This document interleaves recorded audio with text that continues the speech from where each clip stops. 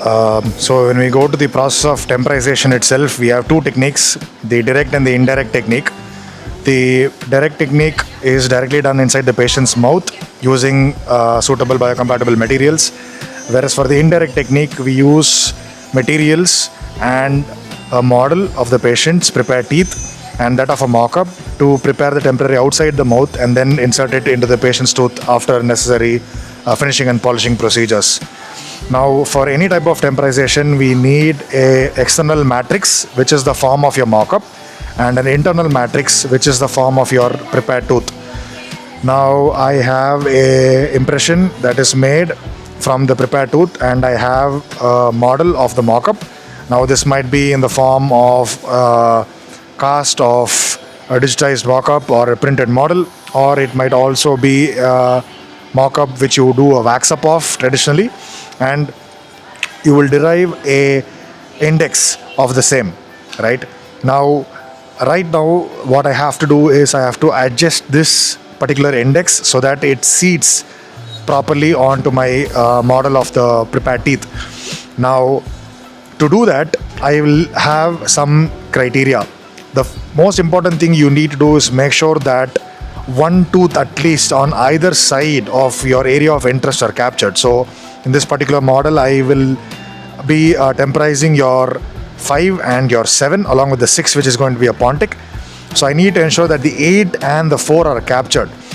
Now, why this is because your matrix is of a full contour, whereas these are prepared teeth. So if you only capture this region, your index is not going to seat properly onto the the model of your prepared teeth. So once I make index of the prepared model, what I'm going to do is I'm going to section through the middle of the 8. I will show you in a while as to why this is important. Right? And I will section through the middle of the, or slightly mesial to the middle of the 4.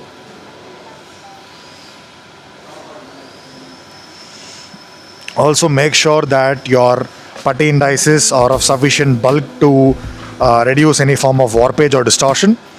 I will cut away a little bit of the sulcus. You do not, at least in the indirect technique, you do not need to cut it as to to the gingival margin. You can have a little bit of excess left that provides a little bit of much needed rigidity to the index. So I will now go on and try my index onto this model. So if you see, I have a nice snap fit of my index onto the model, and since I've done those transverse cuts, you're able to see cleanly that the index and the model are completely seated on each other. You are able to see that for both of the teeth here and here. Right now, once I verified that the index and the model have a good seating, I can go ahead, apply some separating medium here, load the material of choice, which is usually your tooth molding powder, and then go ahead and temperize. I'm just going to apply some separating medium. Make sure you apply it in unidirectional strokes on a model that is completely dry.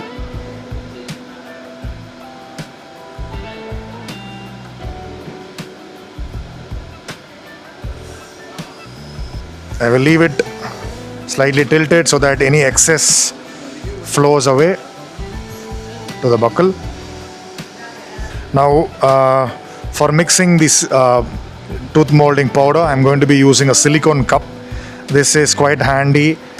But whatever material, even if you use a ceramic jar, make sure that your material is in the correct consistency before you load it in the index, and this is essential for preventing any porosity of your temporaries. The most common problem which you will have is you end up adding too much monomer, and you end up making it a very liquid mix and just pouring it in, and that leads to a very high degree of porosity in your indices, or in your temporaries rather.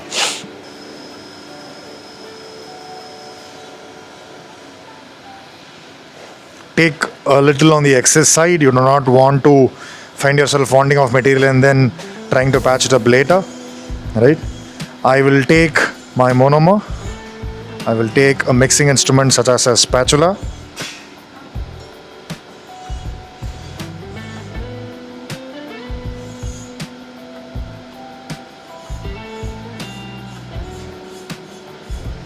Add just enough to completely wet your mix.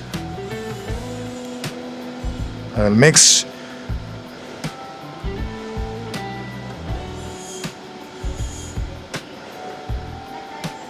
I have a decent mix, just a few more drops. Yes.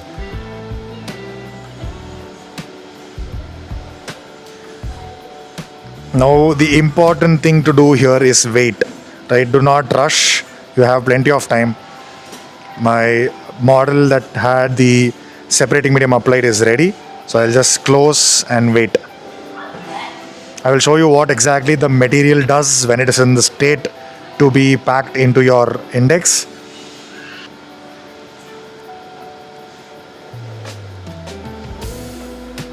So you can see that the material is slowly starting to peel away from the container. So now what I do at this point is I will use the material or the container itself to kind of knead the material. Now you are able to see that it is separating from the walls cleanly, which means that it is almost at the dough stage.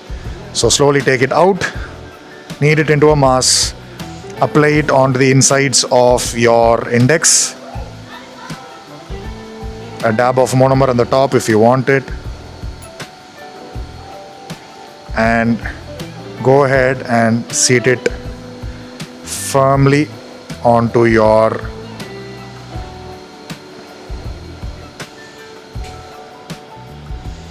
model. Now you can see how the transverse cuts that we gave are helping us to ensure that the material is completely seated.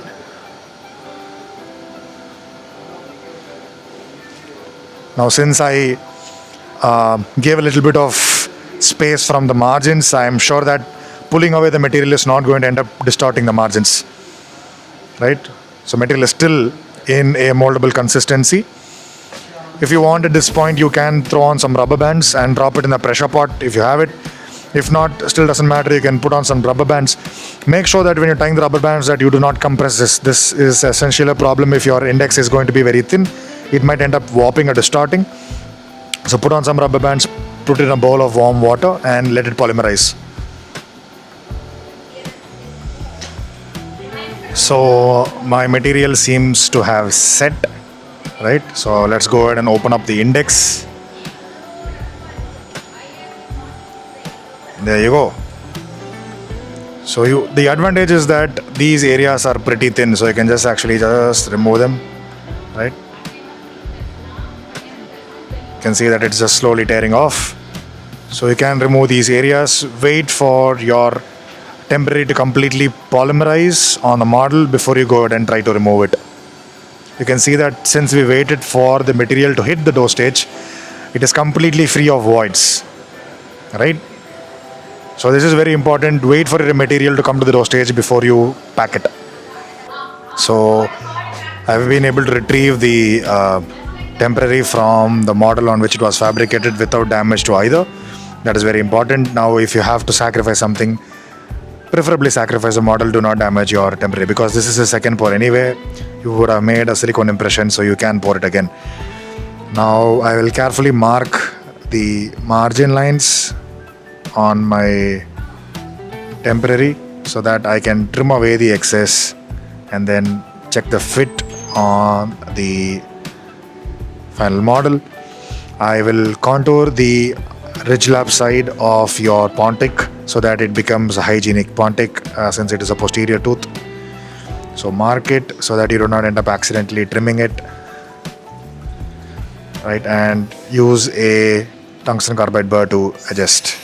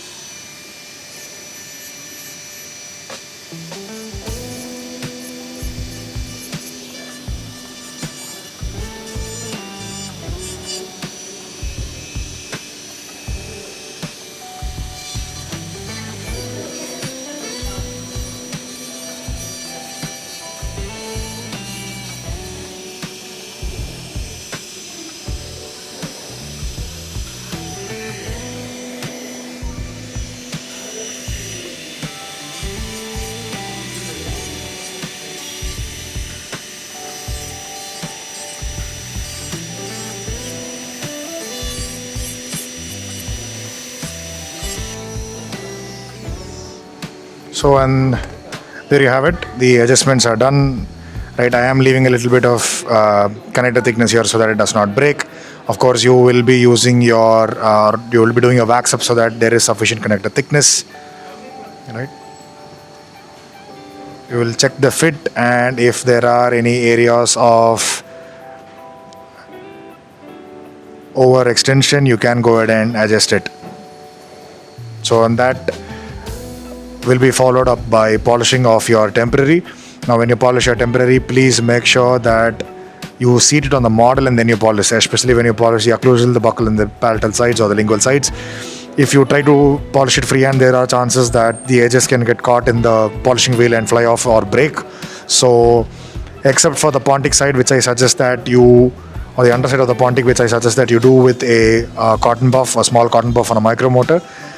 The other sides can be comfortably accomplished by seating the temporary onto the model and then polishing it. This also prevents the edges of the retainer, temporary parts of the retainers from getting chipped off or worn out excessively from the polishing wheel.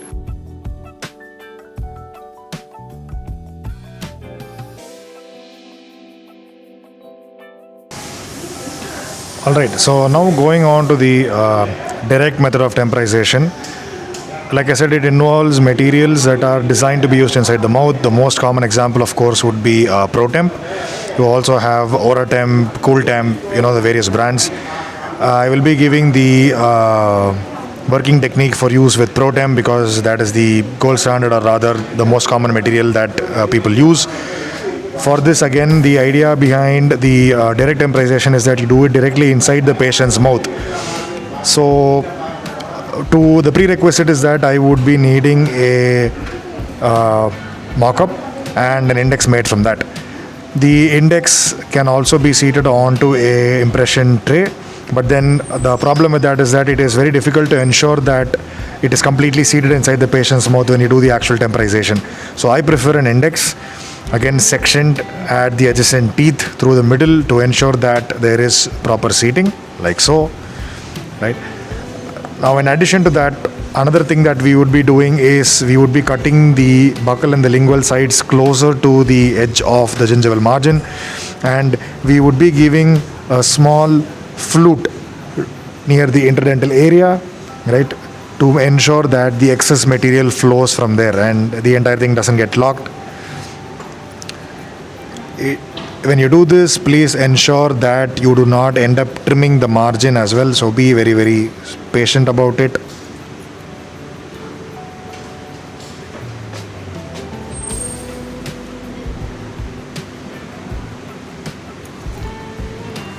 So like so, if you're able to see it. Now I'm going to repeat the same thing with all the areas, and I will go ahead and show you how to do the temporization process.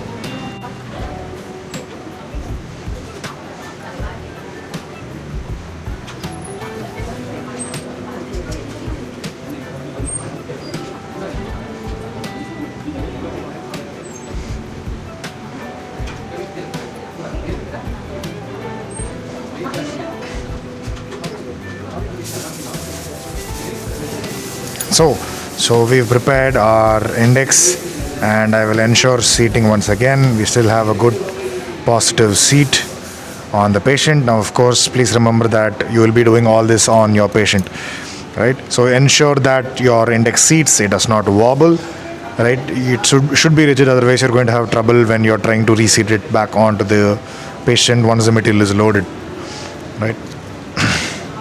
Now, so you take your material, right? I'm using OraTemp, ProTemp, CoolTemp, whatever. If you're using a material other than ProTemp, please make sure that you follow the instructions provided by the manufacturer. It varies slightly for each product based on the material that you use. Now, the thing with ProTemp is that they have very specific working times, right? So first things first, always make sure that you bleed the cartridge a little bit to ensure that there are no clots, right? We had a chunk there, so eliminate clots as you need to, otherwise you're going to end up having a bad mix, right? So once you have bled the cartridge, inject the material and then seat it onto the external matrix. When you are injecting your material, make sure that your tip remains buried within and the material injects around it. This prevents air voids from developing in the material. Once you've injected the material, go ahead, place it onto the index or place it onto the mouth.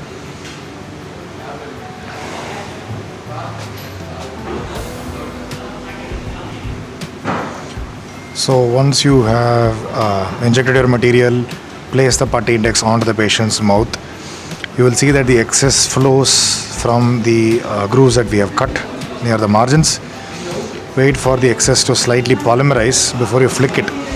Now it is going to detach at the thinnest portion, which is just underneath the margin and at the edge of your putty index. Make sure that you wait a little before you do that, otherwise you're going to stretch and end up tearing the material, in which case you might have a shortened margin. So you can see that it neatly cuts off, right? Now these materials are designed to be removed with the index inside the patient's mouth and be finished outside and then luted back in.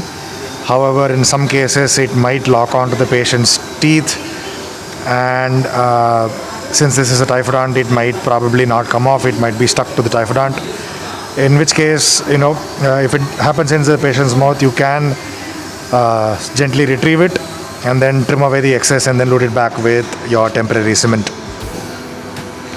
Whatever method you choose to finish it, make sure that you do not have any overhangs or you do not have any excesses near the margin, which are going to cause gingival inflammation later on. And also you can see that there is that slight sheen, or there will be a slightly sticky layer on the surface of the material, which is your oxygen inhibition layer. Now if that is there, you can use a very small pellet dipped in isopropyl alcohol to clean it. Obviously don't do it inside the patient's mouth, but then clean it, and then you can do the finishing and polishing and then loot it back onto the patient's mouth.